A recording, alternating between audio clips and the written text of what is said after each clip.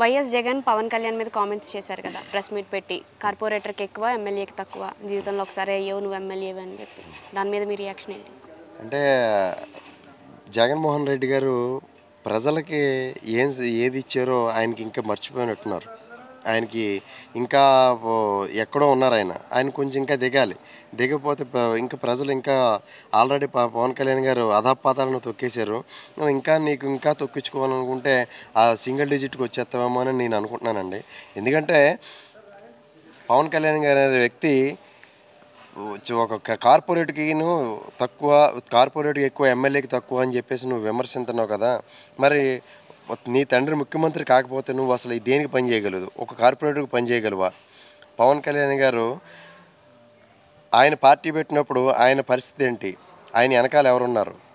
ఆయనకి ఆయన ఒక ఆర్థిక బలం లేదు, రాజకీయ అండదండలు లేవు. కానీ అవన్నిటినీ కూడా ఇవాళ ఆయనకి అంతటా సృష్టించుకుని ఇవాళ ప్రజల్లో ఎంత విప్లవాన్ని తీసుకొచ్చి ఇవాళ ఆయన ఉప ముఖ్యమంత్రి అధిష్ఠానించాడంటే అదేది మీకులాగా తండ్రి చోటుని వెనకాల వచ్చిన వ్యక్తి కాదు.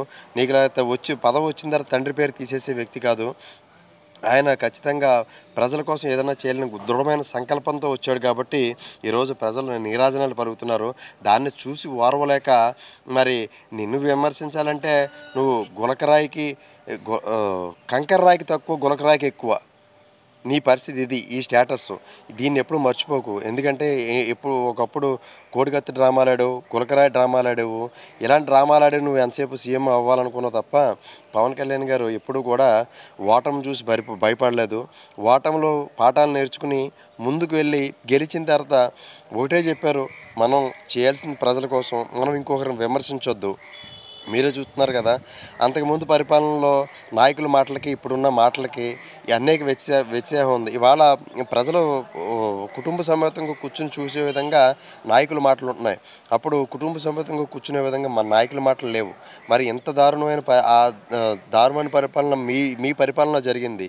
మీకు అందుకనే ప్రజలు 11 సీట్లు బుద్ధి చెప్పారు. అయినా మీకు బుద్ధి రాకుండా మీరు ఎలాంటి తింగర మాటలు మీ కార్యకర్తలో ఉన్నది లేనిది ఏదో పేక మీద కింద కడుతున్నారు. దాన్ని మళ్ళీ మీరు కూల్చుకుంటున్నారని కూడా నేను చెప్తున్నాను.